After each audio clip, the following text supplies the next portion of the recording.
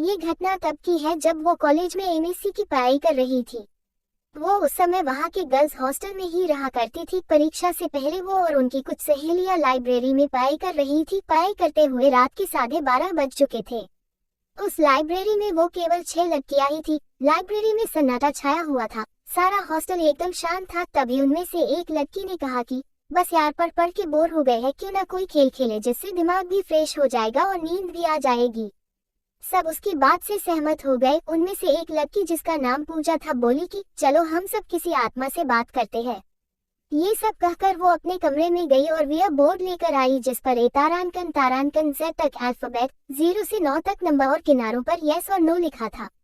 पूजा ने बोर्ड के चारों किनारों पर 4 मोमबत्तियां जलाई और फिर लाइब्रेरी की सारी लाइट बंद कर दी। फिर उसने सिक्का बोर्ड के बीच में रख दिया।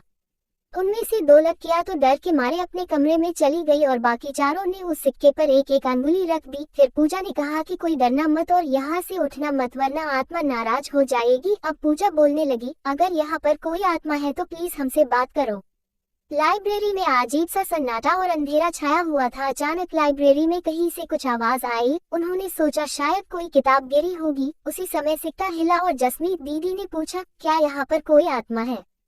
तभी छत पर लगा बंद पंखा जोर से हिलने लगा। सभी लड़कियां डर गई, लेकिन पूजा ने कहा कि कोई भी लड़की अकेली मत भागना, ऐसा करने से आत्मा उसे नुकसान पहुंचा सकती है। उसके बाद पूजा ने ऊपर देखते हुए कहा कि अगर कोई आत्मा यहाँ है तो हमसे बात करे। कुछ देर तक सन्नाटा रहा और अचानक सारी मोमबत्तियां बुझ गई और लाइब्रेरी से कदमों की थक थक की आवाज आने लगी। सभी लड़कियां डर के मारे भाग गई, लेकिन जसमीत दीदी पीछे रह गई और उनसे दरवाजा नहीं खुल रहा था।